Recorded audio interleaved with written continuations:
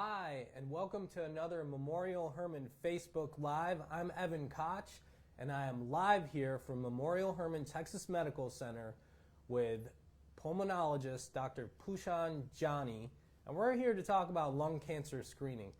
Dr. Jani, why is lung cancer screening so important?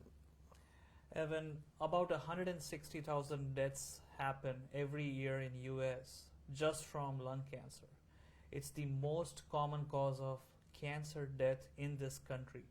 If you combine the breast cancer, the prostate cancer, the colon cancer, the pancreas cancer, which are the next 4 causes of death from cancer, lung cancer outperforms all of these cancer deaths, which is why we are trying to find out how can we prevent patients from dying from this deadly disease. That is where the lung cancer screening comes into play. Basically, what happened is we studied whether can X-rays find early lung cancer, and the answer was we did not find enough early lung cancer with X-rays. So then there was a large study that was nationwide which had 55,000 patients enrolled, and the idea was to find out, is CT scan any better than chest X-ray in diagnosing early stage lung cancer? So what we found is that CT scan is definitely better, and in fact, before the study, the rate of detecting lung cancer was 70 to 80% in late stage disease. In the study, they found that they had a propensity to find early stage lung cancer in 60 to 70% of patients, and hence these early stage lung cancer patients can get surgery and potentially be cured of lung cancer instead of looking at a mortality. So hence this is why educating our population to get lung cancer screening CT scan is so important.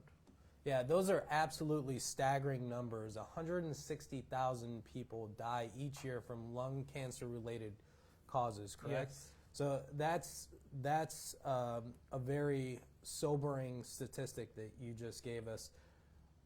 But who is at risk of lung cancer? Who should be going to lung cancer screening? So anybody who has smoked at least a pack a day for 30 years or amount similar to that amount. For example, if you have smoked 2 packs a day for 15 years or 3 packs a day for 10 years or more, then you would need a lung cancer screening study. Besides the smoking limit, you also need to have an age limit. So if you are age 55 or above, or if you are age 50 or above with other risk factors, so if you have lung diseases or a family history of lung cancer, or if you have other problems that can have you at a higher risk of lung cancer like asbestos exposure, then you can also get the lung cancer screening CT earlier than 55 at the age of 50. So anybody above the age of 50 with a significant smoking history and who are active smokers or have quit within the last 15 years. The reason being that once you have quit for more than 15 years, your risk of getting lung cancer is very low compared to somebody who continues to smoke. Hence that limit of somebody who has quit for more than 15 years, they would potentially not need the lung cancer screening CT. And you essentially answered the next question that we had come in, which is really, is lung cancer something that people are genetically predisposed to have, or is it more of a preventable disease? It is definitely a preventable disease. 90% of lung cancer cases are secondary to smoking. So use of smoking or cigarette or any other tobacco related products are the #1 cause of lung cancer. In patients who are non-smokers or who are not exposed to the cigarette smoke, the most common cause is radon exposure in their houses, in their environment. So we also recommend patients who are not smokers or anybody who has wants to find out their risk, they can also get a radon testing kit. It's available in most hardware stores where you can see what is your radon exposure in your surroundings. Yeah, and we're going to get a little bit deeper into some of the smoking alternatives, but right now what I want to talk about are things that are of immediate importance to those who might be at risk, like the symptoms of lung cancer. What are some of the symptoms? If you haven't been diagnosed yet, what are some of the symptoms people who are at risk may be feeling? So I think that is the most misbelief that most of our smokers have, is that I don't have any symptoms and hence I don't have cancer. And that is wrong. Most stage 1 lung cancers, most stage 2 lung cancers, they would not have any symptoms whatsoever. They are only diagnosed when you get a CT scan and you see a mass in your lung. It will not cause any symptoms until it is a late stage disease. Unfortunately, that is why most of the lung cancer patients are diagnosed in late like stage 3 or stage 4 disease, because stage 1 and stage 2 disease is pretty much asymptomatic. So in the late stages, patients present with worsening shortness of breath, they may have a chronic cough that they are not able to get rid of. They may have coughing up blood. They may have weight loss symptoms. They may have loss of appetite. Unfortunately, when these symptoms appear, it may be too late. Which is why lung cancer screening is all the more important. If there are no symptoms, like there's no other way to know than to get the screening. So if you're at risk, if you're in that category, you're a smoker who's smoked that much for that long, you need to get in there for a screening. Absolutely. Again, if you are a pack-a-day smoker, more than 30 years, talk to your doctor, get a low radiation dose CT scan of your chest so that you can identify if you have lung cancer or not. Now, this is not a one-time done deal. This is an annual screening test, like a mammogram. So you get a low radiation dose CT scan of your chest every year, once a year, so that you can keep up on that risk, so that if there is any new growth, your doctors can identify it and potentially take it out with surgery so that you no longer have lung cancer. So let's say someone who fits that mold of they are a habitual smoker, they've been smoking a lot, they meet the age requirements, and they go in and they get scanned and they say, they go through lung cancer screening and no, there's no cancer, and they go, well, I'm good, I can keep smoking. What do you say to those people? Your risk is never going to be lower. What the lung cancer screening is doing is to identify your lung cancer, not reducing your risk of getting lung cancer. So if you didn't get lung cancer diagnosed this year on your CT scan, that doesn't mean that you will not have lung cancer next year, which is why the importance of screening with a CT scan every year. But more important than that, the key emphasis is to quit smoking, so that you are not even having to get worried about getting these diseases later on. Not only lung cancer, but smoking also leads to increased risk of heart diseases, patients dying with sudden heart attacks and cardiac arrest, patients having severe COPD. In fact, COPD is the third leading cause of death in this country. So that disease where your lungs are being destroyed with this tobacco smoke exposure is also more of a slow death happening over months to years, which patients don't understand. So for those at home who may not know, what does COPD stand for? COPD stands for chronic obstructive pulmonary disease. Okay. Pulmonary is lung, obstructive is your airways are kind of narrowed so that your air is not being able to come out easily and it gets trapped in your lungs. You get more short of breath, you're not able to breathe as well as a normal person. So we're talking about smoking harming the people who actually are doing the smoking. What about secondhand smoke? How harmful is that to, let's say, family members? If you're a chronic smoker and maybe your spouse doesn't smoke, or worse, your kids are affected by it. So secondhand smoke exposure increases your risk of getting lung cancer by 20%.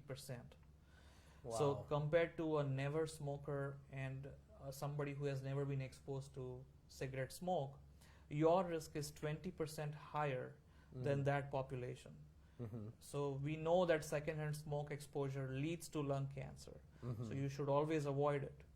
The second important part about secondhand smoke exposure is there has been a recent publication that it reduces your overall survival. The secondhand smoke exposure has led to reducing your life expectancy by 1 to 2 years. Wow. So that has been studied, that has been reported this year.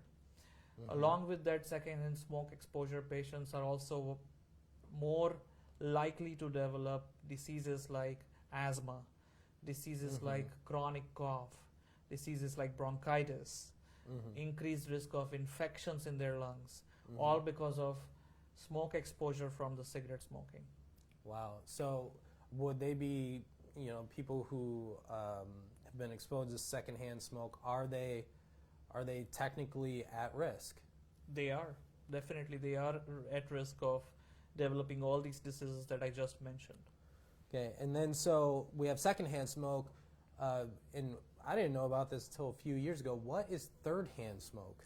Third-hand smoke is when all your smoke-related particles that are aerosolized out in the air when you breathe it out, when they settle down, the dust of that smoke that settles down on the floor, and when young crawling babies, when they come in contact with that dust particles from your cigarette smoke.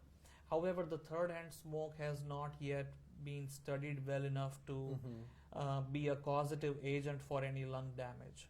So we don't know much about what third-hand smoke does to somebody's lungs. We do know that kids are exposed to third-hand smoke from all these dust settled particles on the floors, but the research is still ongoing for that. Right. So, it's not news that smoking is not great for your health. We know that, but you've given us some great reminders on why we should get away from smoking, have our family members, the people we're around, stay away from smoking. So that's great. But recently, especially recently, there have always been alternatives to smoking tobacco. But more recently, we've seen vaping. There's the vaping trend. And sometimes there's this conception that it's a safe alternative. Is vaping a safe alternative to smoking? Absolutely not. Vapors have shown to have the same chemicals that are cancer causing with cigarettes. So there are something called tobacco-specific nitrosamines. They are cancer causing. They are proven to be cancer causing, what we call carcinogens. They have been found in the vapor that has been smoked out by the e-cigarette users. Same thing with polycyclic aromatic hydrocarbons, another cancer causing chemical found in cigarette smokers, found also in e-cigarette users. So we don't have a definitive proof that e-cigarettes will cause cancer because it's too early. It has not been used for more than 20 years like cigarettes have been. So I think that the longer we have exposure to these products, we will have more data to say whether they are really cancer causing or not. But we know that these cancer causing chemicals are already present in the smoke of these e-cigarettes and vaping products. So that's vaping. What about hookahs? So all these alternative products, including e-cigarettes, vaping, or hookahs, or liquids that are burnt and created into a vapor, they all damage the lining of the lung. It causes inflammation in your lungs, where patients may have something called chronic bronchitis. Patients may develop something called pneumonitis, which is inflammation in the lung tissue from the exposure to all these vapors. Now, a lot of times what contributes to this inflammation is the flavoring agents used. So when they use these bubblegum flavors, those flavoring substances can cause inflammation in the lung.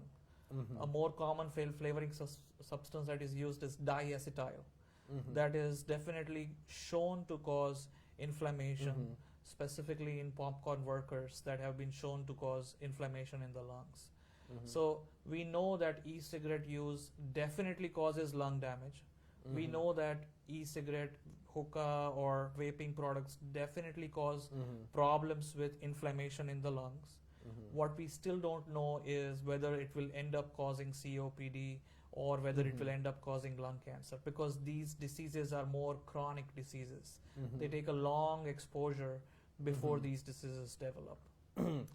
Okay, so, and this isn't necessarily a smoking alternative. This could go in its own category. When we're talking about marijuana, whether widely known, people use it, whether it's legal, whether it's not legal, how does that harm the lungs? Is it harm just as much, more, less than traditional cigarettes? So smoking marijuana has been affiliated with something called chronic bronchitis. Marijuana smokers also develop this chronic cough that they cannot get rid of. When they have studied the lining of the lung and exposed that lining of the lung tissue to the marijuana smoke, they find the same inflammation like they would with cigarette smokers. On top of that, most marijuana users, they tend to deeply inhale the smoke, and hence they are at more higher risk of getting lung damage or inflammation in their lungs. Now, because it's not been legal in most states, right now we don't have enough data to say long-term marijuana use will lead to lung cancer or not. But we know that marijuana use does lead to lung damage, lung inflammation, chronic bronchitis, chronic cough, symptoms that are similar to smoking. Okay, so I want to take a step back real quick and talk a little bit about age, the age of the lungs for children or adults when it comes to direct smoking or secondhand smoke. Are they affected differently by age? The teenagers, when they start smoking these e-cigarette products, what happens is in a developing brain, the nicotine containing e-cigarette products, the nicotine in those products, they alter the brain mechanisms. So the synapsial development, the development of communication between the brain cells is altered by these nicotine products. So hence these teenagers are at a higher risk of developing mood disorders. They are at a very high risk of developing addiction to these products to such an extent that right now, if you look at different teenager studies, 30 to 40% of these teenagers, they end up becoming cigarette smokers as adults because they cannot get rid of the nicotine addiction. Within 2 days of use of these nicotine products, the kids get addicted to nicotine. So it has become an epidemic. Just in the last year, there has been a 75% increase in the use of e-cigarettes by these teenagers. So right now in our country, almost 15% out of 100 teenagers, 15 teenagers use these nicotine products, which is very concerning. Absolutely. So we talked a lot about risk factors, the prevalence of lung cancer, 160,000 deaths per year related to lung cancer, secondhand smoke, was it 20%? Increase in your risk of getting lung cancer. Increases your risk of getting lung cancer 20%. So we've identified those who are at risk, or most at risk, I should say. When they go in for lung cancer screening, what's their entry point for lung cancer screening? Is it the PCP? Do they go directly to you? If they contact their lung doctor, or they can also contact their primary care doctor and talk about lung cancer screening, because lung cancer screening is not just about ordering the CT scan. It is also about how they can effectively quit smoking if they are currently smoking. So it is also important that you are not just getting a scan to find lung cancer, but you are also making a strong pledge to not further deteriorate your health by quitting smoking. So you are also working with your physicians to not only just get the scan, but to also help yourself quit smoking. So that's a clinic visit where you are doing a one-on-one conversation with your physician. Your physician goes through your risk factors, your age, your smoking history, and then orders the CT scan. Most primary care doctors would be willing to do this. Most insurances pay 100% for this lung cancer screening CT scan. There is no deductible, there is no co-pay involved because it is a preventative service. If you are only going for lung cancer screening visit, it's considered a preventive visit where you may not even have to pay a co-pay for your physician. So there are avenues for you to get help. You can contact your primary care doctor. You can contact your lung doctor in your area. Memorial Hermann has lung cancer screening clinics. So you can also contact you can also go on the Memorial Hermann website and find more information about lung cancer screening around you, in your area. So those are some avenues. In patients who do not have insurance, Memorial Hermann is offering a lung cancer screening CT scan and the doctor's visit for a cash price of $150. So that is also out there because sometimes your patients are worried that I don't have insurance. What should I do? I think I am at risk, but I don't have insurance. Then you can still pursue the lung cancer screening CT at a low cost of $150. Wow. So there's really no reason not to get this screening, just to absolutely be safe if you're at risk. Yes. If you're at risk. Yes. Okay, great. So you talked about getting help and learning how to quit. Are there any products out there that, not necessarily brand names or anything, but methods that help people quit smoking? Smoking cessation is what we're talking about now. Yeah, so smoking cessation is, a lot of times patients think that I want to quit cold turkey, I will quit tomorrow, I will give up cigarette tomorrow. Unfortunately, the addiction mechanisms in your brain, they don't let you do that easily. So a lot of times you might have failures with quitting cold turkey. What has worked and what has shown to work as far as helping you quit and increase your quit chances is attend a smoking cessation class where you are working along with others to kind of talk out your feelings, talk about your addiction and how you can cope with your social circumstances. So smoking cessation classes definitely work. Beyond that, as far as over-the-counter help, you can get nicotine gums, you can get nicotine lozenges, you can get nicotine patch. Essentially replacing the nicotine from the cigarette in a different form so that your body doesn't crave the nicotine and you don't pick up the cigarette. Okay. Eventually, you should take away the nicotine in those forms as well because nicotine has risks to your heart. So you don't want to do that too long. But beyond that, there are medications that your doctors can prescribe to help you overcome that feeling to smoke or that necessity to smoke. So there are medications available that are prescription medications that your primary care doctor or your lung doctor can help you get access. Let's talk about the screening itself. How long does lung cancer screening take? With the 5 methods minutes. 5 minutes. The CT scan itself is less than 5 minutes. There is a doctor's visit that I talked about where you are going to discuss the risks and benefits of going through the lung cancer CT scan itself. But the CT scan itself is where you are lying down on the table, they are taking images of your lung. It's a 5-minute test. 5-minute test, non-invasive. There's nothing that goes into your body. Right. So we have that. It only takes 5 minutes, no pain. And just so we know, since there are no symptoms of lung cancer until it gets later on where it's really dangerous, is how important is it to get a jump on cancer, the early detection?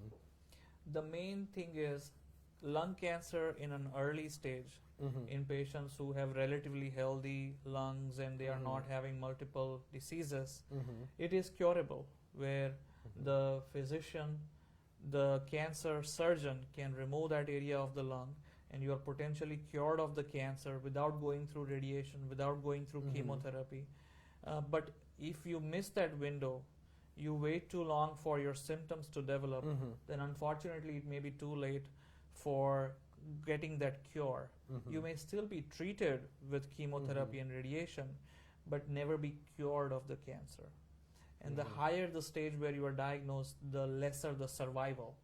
So the 5-year survival drops from stage 1, stage 2 disease to stage 3, stage 4 disease significantly, where less than 10% people survive stage 4 disease after 5 years. So that is why it is very important to go through the lung cancer screening CT scan. One other thing about what we haven't talked about is the use of e-cigarettes in these teenagers. How can parents know? Because most of these teenagers are getting these products from brick and mortar stores or are getting these products online or somehow without the knowledge of their parents. And a lot of times parents can test their saliva with a easy test which is available on like Amazon or other websites as well. It's called NIC Alert. NIC for the nicotine, NIC and alert. It's an easy saliva test where you can get a result within 15 to 20 minutes whether your teenager is using any nicotine products. It detects the nicotine substrate or what we call cotinine in saliva. You can also use a urine test for the same reason. So there are tests available that are over the counter, that are easily accessible for the parents to test their kids and ensure that they are not using it. If you know that they are using it, these products, discourage the use of these products because eventually these products will lead to poor lung health and eventually poor heart health as well. Great tips. So I just want to recap because we're running short on time here. Lung cancer causes more deaths than all the other cancers combined. Top 5 cancers, the other number 2, 3, 4 and 5 combined cause less death than the first cause, which is lung cancer. Those most at risk typically are habitual smokers, a pack a day for at least 30 years. Right. If you've been exposed to secondhand smoke, you have a 20% greater chance of getting lung cancer than someone who hasn't. So just because you're not a smoker doesn't mean you're not at risk for lung cancer.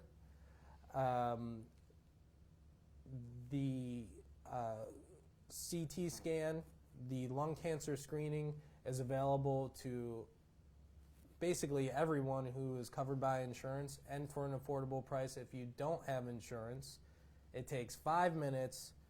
It's painless. Is there anything I'm missing here? The main thing is you have to meet the criteria for lung cancer screening. So you have to be age 50 or above, have to have smoked the 30 back years like we talked about, and either you are an active smoker or have quit within the last 15 years. So if you smoked for like 2 years, 30 years ago, then you don't qualify for the lung cancer CT scan. One other important thing is, people may feel like, okay, I'm not having any symptoms right now. Lung cancer is more prevalent in their 50s or 60s.